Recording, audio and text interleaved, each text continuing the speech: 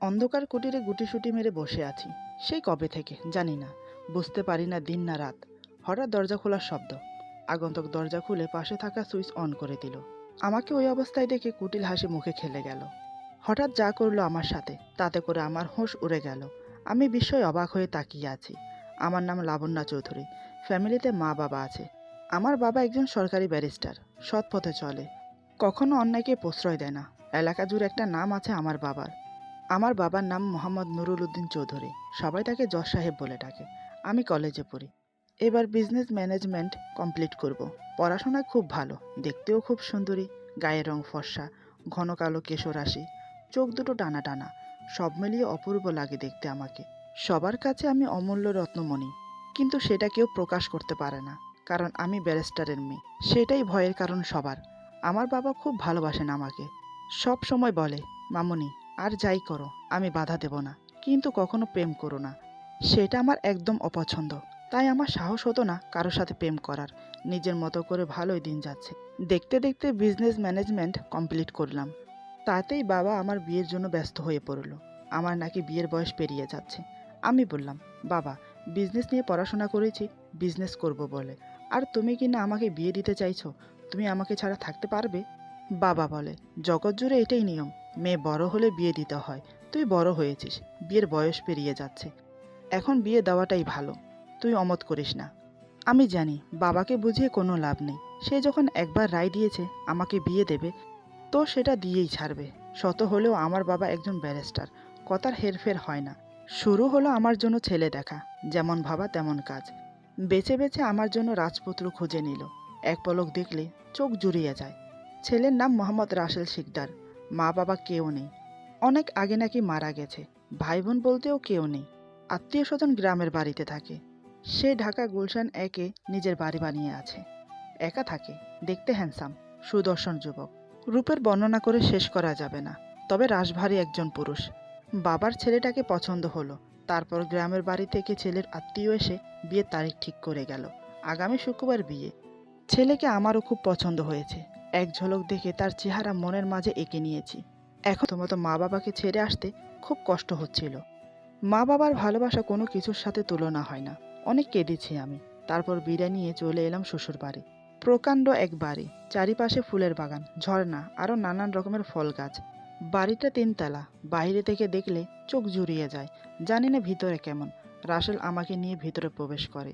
এই বাড়িতে তেমন লোকজন নেই, কয়েকজন চাকর আছে। বিয়ে বাড়ির মতো লাগছেই না। আমি কৌতূহল দৃষ্টিতে তাকিয়ে আছি রাসেলের দিকে, কিন্তু রাসেলের কোনো খেয়াল নেই আমার দিকে। কাজের মেয়েকে ডেকে বলে, রূপসা, তোমার বৌমণিকে আমার রুমে নিয়ে যাও।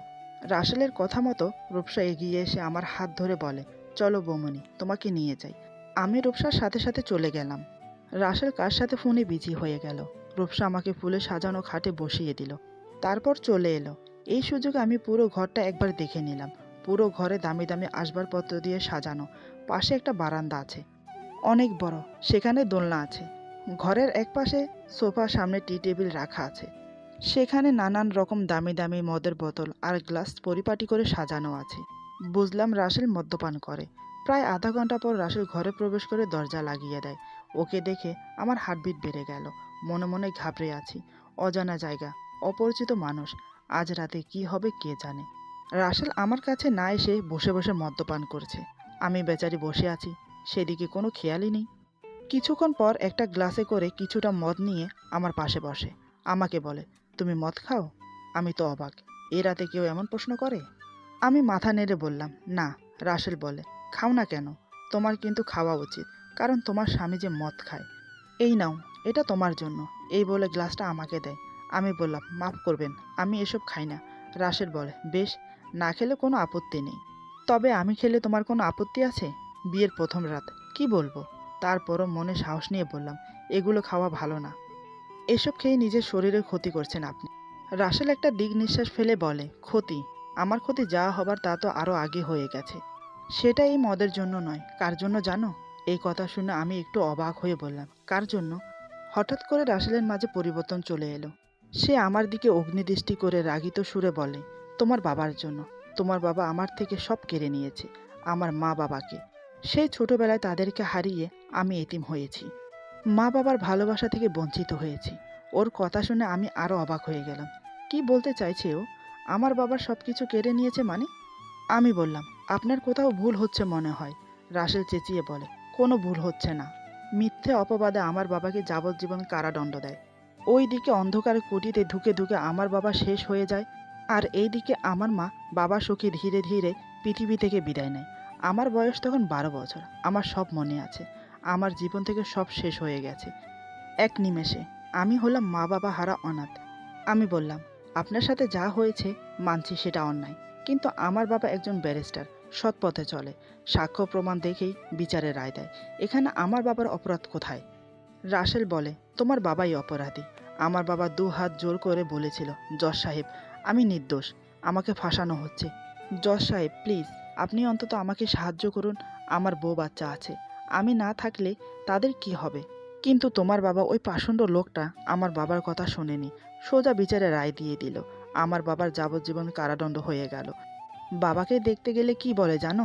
এই অন্ধকার কুটিরে আমার খুব ভয় করছে, আমাকে নিয়ে চলো এখান থেকে। আমরা ছিলাম নিরুপায়, কিছু করার মতো সামর্থ্য ছিল না, তাই আমার বাবাকে অন্ধকার কুটিরে ধুকে ধুকে মরতে হয়েছে। এই বলে রাসেল কেঁদে দিল। আমি ওকে সান্ত্বনা দিয়ে বললাম, প্লিজ আপনি কান্না করবেন না, যা হয়ে গেছে তা তো আর ফিরে আসবে না, কিন্তু আমি বাবার হয়ে আপনার কাছে ক্ষমা চাইছি। এই বলে হাত জোর করি। কান্না থামিয়ে রাসেল বলে, ঠিক এইভাবে আমার বাবাও দয়া চেয়েছিল, কিন্তু তোমার বাবা দেয়নি। তাহলে আমি কেন দেব? তোমাকে বিয়ে করার একটা উদ্দেশ্য ছিল। আমার বাবা যতটা কষ্ট পেয়েছে তার প্রতিটা কষ্ট আমি তোমাকে অনুভব করাবো। তবে আজ রাতে কিছু করব না, রাত অনেক হয়েছে, ঘুমিয়ে পড়ো। এই বলে সোফায় শুতে গেল। আমি হাঁ হয়ে তাকিয়ে আছি, কোনো প্রতিউত্তর করলাম না। আজ আমার বাসর রাত যে হবে না সেটা ভালোই বুঝতে পারলাম। তার সাথে কাল থেকে যে আমার কপালে দুর্গতি নেমে আসছে সেটাও ভালো করে বুঝতে পারছি। সারা রাত আর ঘুম হলো না, এপাশ ওপাশ করে কাটিয়ে দিলাম। সকালে ঘুম থেকে উঠে ফ্রেশ হয়ে বসে আছি। 10টার দিকে রাসেলের ঘুম ভাঙে, দেখে আমি বসে আছি, আমাকে বলে গুড মর্নিং। আমি বললাম শুভ সকাল। তারপর রাসেল ফ্রেশ হতে চলে গেল। ফ্রেশ হয়ে এসে বলে, চলো নাস্তা করবে। আমি তখনও জানলার বাইরে তাকিয়ে রয়েছি। রাসেল বলে, আমি রূপসাকে বলে যাব, সে যেন তোমাকে পুরো বাড়ি ঘুরিয়ে ঘুরিয়ে দেখায়, কারণ এরপরে হয়তো আর সুযোগ পাবে না দেখার। এই কথা শুনে আমার মুখে উদাসীনী ছাপ ফুটে উঠেছে। ফ্যাকাশে মুখ নিয়ে ওর দিকে তাকিয়ে আছি।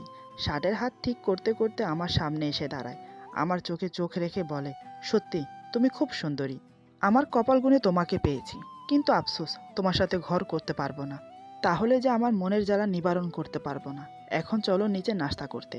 আমি কোনো কথা বললাম না, কারণ ওকে দেখলে শুধু দেখতে মন চায়, কিছু বলতে ইচ্ছে করে না। আলাদা একটা মায়া জন্মেছে ওর জন্য। ওর পিছে পিছে গিয়ে নাস্তার টেবিলে বসলাম। দুজন একসাথে নাস্তা করলাম। রাসেল অফিসে যাওয়ার আগে রূপসাকে বলে গেল, আমাকে যেন পুরো বাড়ি ঘুরে ঘুরে দেখায়। আজ অফিসে যাওয়াটা একটু জরুরি ছিল, একটা বড় মিটিং আছে, তাই বিকেলের দিকে ফিরে আসবে বলে গেছে। রূপসা সব কিছু ক্লিন করে আমাকে পুরো বাড়ি ঘুরে ঘুরে দেখায়। 2 ঘন্টা লেগে গেল পুরো বাড়ি দেখতে। ক্লান্ত হয়ে নিজের রুমে বিশ্রাম করছি। দুপুরের খাবার খেলাম না, রাসেলের জন্য ওয়েট করছি। জানি না সে কখন আসবে। রাসেল আমার বাবার অপরাধের শাস্তি আমাকে দেবে, কিন্তু কি শাস্তি দেবে সেটা জানি না। জানি না কপালে কি দুঃখ লিখে রেখেছেন আল্লাহ। এসব ভাবতে ভাবতে ঘুমিয়ে পড়লাম। বিকেলের দিকে রাসেল ফিরে যখন জানতে পারে আমি এখনও খাইনি, ওর জন্য ওয়েট করছি, সেটা শুনে ওর কাছে একটু খারাপ লাগলো। ও যেটা করতে যাচ্ছে সেটা কি উচিত হবে? 8 বাজে ভাবতে ভাবতে নিজের রুমে এলো, দেখে আমি ঘুমিয়ে আছি। আমার পাশে এসে বসে অবাক দৃষ্টিতে তাকিয়ে আছে। তারপর আমাকে ডাকে খাবারের জন্য। আমি উঠে জিজ্ঞেস করলাম কখন এসেছে। রাসেল বলে, এই তো এইমাত্র এলাম। শুনলাম তুমি নাকি দুপুরে খাওনি। আমি মাথা নিচু করে রইলাম। রাসেল বলে, উত্তর না দিলে সমস্যা নেই, এখন চলো খাবে। এই বলে নিচে চলে গেল। কিছুক্ষণ পর আমি গেলাম। দুজন একসাথে বসে খেলাম। তারপর আমাকে নিয়ে 3 তলায় গেল। একটা রুমের দরজা খুললে আমাকে বলে, ভিতরে এসো। ঘরের ভেতরটা এতটাই অন্ধকার, কিছু দেখা যাচ্ছে না। আমি ভয়ে ভয়ে ভিতরে প্রবেশ করলাম। রাসেল দরজার পাশে সুইচ অন করে বলে, এই ঘরের দুটো সুইচ, একটা বাহিরে আর একটা ভিতরে। বাইরেটা বন্ধ করে দিলে ঘরের সুইচ অন করলেও চলবে না। রাসেলের কথায় আমার মনোযোগ নেই, আমি শুধু ঘরের চারিপাশে চোখ বুলিয়ে যাচ্ছি। কি দেখাতে নিয়ে এসেছে? এখানে তো তেমন কিছুই নেই। নিচে একটা মাদুরা বিছানো, তার উপরে ছোট একটা বালিশ আর একটা পাতলা কম্বল। পাশেই একটা মাটির কলসি, তার উপর প্লাস্টিকের একটা গ্লাস। এছাড়া ঘরের মাঝে আর কিছু নেই। পাশে একটা ওয়াশরুম আছে। ঘরটার কোনো জানালা নেই, কেমন অদ্ভুত টাইপের। আমি মনে মনে ভাবছি এই ঘরে আমি 1 মিনিটের বেশি থাকলে মরে যাব। রাসেল বলে, কেমন লাগছে রুমটা, ভালো না? আমি বললাম, এটা একটা রুম হলো? কেমন অস্বাভাবিক লাগছে। রাসেল বলে, এই রুমটা স্পেশাল করে বানিয়েছি একমাত্র তোমার জন্য। আমি চোখ বড় বড় করে ওর দিকে তাকালাম। রাসেল আরও বলে, অবাক হওয়ার কিছুই নেই। আজকের পর থেকে, মানে এখন থেকে তুমি এই ঘরের বাসিন্দা। আমি ঘরের চারিপাশে আরেক নজর চোখ বুলিয়ে বললাম, দয়া করুন, আমাকে এখানে রেখে যাবেন না, আমি ভয়ে মরেই যাব। এই বলে ওর সামনে হাত জোর করে দাঁড়ালাম। কিন্তু রাসেলের আমার কথায় মনে এতটুকু দাগ কাটল না। সে আমাকে ওখানে ফেলে রেখে বাইরে থেকে দরজা তালা মেরে দিল। তারপর বাহির থেকে বলল, তোমার খাবার কাপড় টাইম মতো পেয়ে যাবে। এই বলে চলে গেল। যাবার সময় বাইরে থেকে সুইচ অফ করে দিয়ে চলে গেল। আমি ভয়ে চিৎকার দিয়ে যাচ্ছি, কিন্তু আমার চিৎকার শোনার মতো কেউ নেই সেখানে। কাঁদতে কাঁদতে ক্লান্ত হয়ে পড়েছি। জানি না এখন কয়টা বাজে, রাত নাকি সকাল নাকি বিকেল, কিছুই বোঝা যাচ্ছে না। ভয়ে এক কোণে বসে আছি। অন্ধকার কুটির মনে হয় একেই বলে। এদিকে পানির পিপাসায় গলা শুকিয়ে কাঠ হয়ে যাচ্ছে। ঘরের কোন কোণে যেন মাটির কলসি রাখা আছে। অন্ধকারে কিভাবে খুঁজব, তারপরও চেষ্টা করে দেখলাম। অনেকক্ষণ খুঁজে দেখার পর অবশেষে পেলাম। কোনো রকম 1 গ্লাস পানি ঢেলে খেয়ে পিপাসা মিটালাম। রাতের দিকে রাসেল আমার জন্য খাবার নিয়ে আসে। দরজা খুলতেই আমার প্রাণের সঞ্চয় হয়। রাসেল লাইট অন করতেই আমি চোখ বন্ধ করে নেই। অনেকক্ষণ অন্ধকারে থাকার ফলে লাইটের মাথার চুল এলোমেলো, খুব করুণাময় অবস্থা আমার। রাসেল বলে, খাবারটা খেয়ে নাও। আমি বললাম, আমি খাবো না, প্লিজ আমাকে এখান থেকে নিয়ে যান, আপনার দুটো পায়ে পড়ি। এই বলে রাসেলের পা দুটো জড়িয়ে ধরে কান্নায় ভেঙে পড়লাম। রাসেল বলে, মাত্র 5 ঘন্টায় এই অবস্থা। এবার চিন্তা করে দেখো, আমার বাবা 10 বছর কিভাবে কাটিয়েছিল অন্ধকার কুটিরে। তোমাকেও সেই যন্ত্রণা ভোগ করতে হবে। খাবারটা খেয়ে নাও। এই বলে বাহিরে চলে গেল। আমি খেলাম না, ওইভাবে বসে কান্না করে যাচ্ছি। আধা ঘন্টা পর রাসেল এসে দেখে আমি খাবার খাইনি। সে কিছু না বলে খাবার নিয়ে চলে গেল। আমার প্রতি এতটুকু মায়া হলো না তার। এই দিকে রাগ করে না খেয়ে খিদায় পেটে চোচো করছে। কোনো রকম বিছানা খুঁজে নিয়ে শুয়ে পড়ি, কিন্তু ঘুম আসছে না, কারণ এমন বিছানায় কোনোদিন ঘুমায়নি। অনেকক্ষণ পেটের খিদায় এপাশ ওপাশ করতে করতে ঘুমিয়ে পড়ি। অফিসে যাওয়ার আগে রাসেল আমার জন্য নাস্তা নিয়ে আসে। দরজা খুললে দেখে আমি ঘুমাচ্ছি।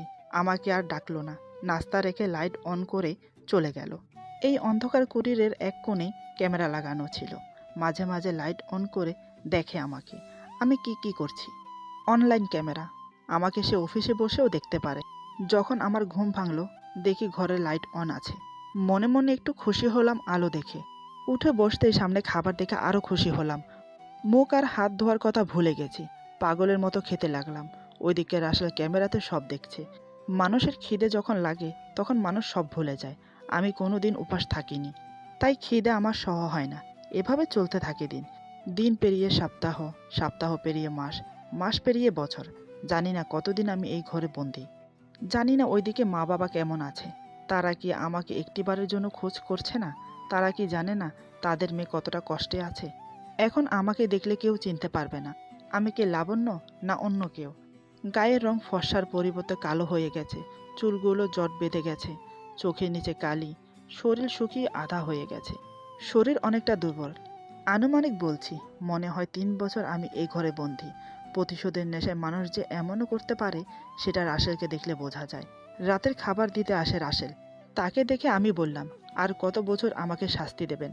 তার চেয়ে ভালো খাবারে বিষ মিশিয়ে দিন, সেটা খেয়ে না হয় নিজের জীবনটা শেষ করে দেই। রাসেল বলে, এত সহজে তো সব কিছু শেষ হবার নয়, আরও যে বাকি আছে।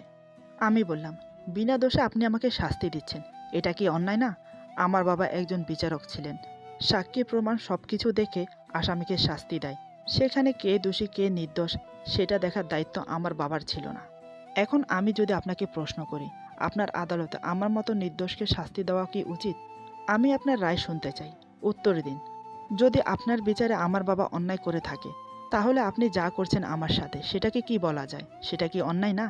একটা মেয়ে স্বামীর ঘরে কত স্বপ্ন নিয়ে আসে, সুখে শান্তিতে সংসার করবে বলে। সেই একই স্বপ্ন আমিও দেখেছি। আমার কপালের সংসার, স্বামীর সুখ কিছুই জুটল না। কেন বলতে পারেন? বিয়ে হয়ে এসেছি বটে, স্বামীর ভালোবাসা একদিনের জন্যও পাইনি। কি দোষ আমার, বলতে পারেন? বিনা দোষে অন্ধকার কুটিরে বন্দিনী আছি। বাহিরের আলো কেমন তাও দেখতে পারছি না। এটা কি আমার প্রাপ্য? জানতে চাই, আপনার আদালত আপনার বিচারে কি বলে? রাসেল মাথা নিচু করে শুনে যাচ্ছে, কোনো প্রত্যুত্তর করল না। আমি বললাম, জানি এর কোনো উত্তর নেই, আপনি এখন আসতে পারেন, দয়া করে আমাকে একা থাকতে দিন। রাসেল দাঁড়ালো না, দরজা লাগিয়ে চলে গেল, তবে লাইট অন করে গেছে যাতে করে আমি খাবারটা খেতে পারি। মনে হয় আমার কথাগুলো ওর ইগোতে লেগেছে, সেটা ওর চুপ থাকাটাই বলে দিচ্ছে। আমি চুপচাপ খাবার খেয়ে শুয়ে পড়লাম। শরীর দুর্বল হওয়ার কারণে তাড়াতাড়ি ঘুম চলে এলো। ওইদিকে রাসেল আমার কথাগুলো ভাবতে ভাবতে অনেক ড্রিঙ্ক করে ফেলে। তাতে করে ওর পুরুষত্ব জেগে ওঠে, যৌন চাহিদা ওর মাথা জাগার দিয়ে ওঠে, মনে মনে আমাকে কামনা করছে সে। কিন্তু ততদিনে আমার রূপ যৌবন সব মাটি হয়ে গেছে, কিছুই অবশিষ্ট নেই। এদিকে রাসেলের নিজেকে কন্ট্রোল করতে পারছে না, তাই ছুটে আসে আমার কাছে। কোনো রকম তিনতলায় এসে ঘরের দরজা খোলে, লাইট অন করে দেখে আমি ঘুমিয়ে আছি। তারপর ধীরে ধীরে আমার কাছে আসে, কয়েকবার ডাকে, কিন্তু আমি সাড়া দেইনি, কারণ আমি গভীর ঘুমে মগ্ন। রাসেল আমার পাশে বসে, এরপর আমাকে জড়িয়ে ধরে কিস করতে থাকে। এতে করে আমার ঘুম ভেঙে যায়। লাইটের আলোতে রাসেলকে দেখতে পেয়ে প্রথমে চমকে উঠি, তারপর বাধা দেই। আমি এখন শারীরিক ও মানসিকভাবে দুর্বল, আমার শরীরে এতটুকু শক্তি নেই ওর সাথে সঙ্গম করার। কিন্তু রাসেলের সাথে আমি পেরে উঠছি না। ও এতটাই মদ্যপান করেছে, ওর কোনো হোশ নেই। রাসেল বলে, কেন বাধা দিচ্ছ? আমার খুব ইচ্ছে করছে আজ তোমাকে আদর করতে, প্লিজ বাধা দিও না। কিন্তু আমি যে পারছি না, সেটা ও দেখতে পারছে না। আমার বাধা অমান্য করে জোরপূর্বক আমার সাথে সহবাসে লিপ্ত হয়। আমার চিৎকার, চোখের পানি, কোনো কিছুই ওর চোখে পড়েনি। আমি অনুরোধ করেছি, কিন্তু কোনো লাভ হয়নি। রাসেল একসময় ক্লান্ত হয়ে আমার পাশে শুয়ে পড়ে, সেখানেই ঘুমিয়ে পড়ে। আমি ওই অবস্থায় কান্না করতে করতে ঘুমিয়ে পড়ি। সকালে ঘুম ভাঙতেই দেখি রাসেল এখনও ঘুমাচ্ছে আমার পাশে। আমি উঠে বসার চেষ্টা করলাম, কিন্তু পারছি না। এমনিতে শরীর দুর্বল, তার উপর শারীরিক নির্যাতন, পুরো শরীর ব্যথা হয়ে গেছে। আমি আর পারছি না। আল্লাহ কেন আমাকে মরণ দেয় না? দুপুরের দিকে রাসেলের ঘুম ভাঙল, চারিপাশে চোখ বুলিয়ে চমকে যায়। রাতে তো রুমে ছিল, তাহলে এখানে কখন এলো? ঝটফট উঠে বসে, তারপর আমার দিকে তাকায়। আমি বললাম, মানসিক যন্ত্রণা দিয়েও কি শান্তি পাননি? এখন শারীরিক নির্যাতন করতে শুরু করেছেন?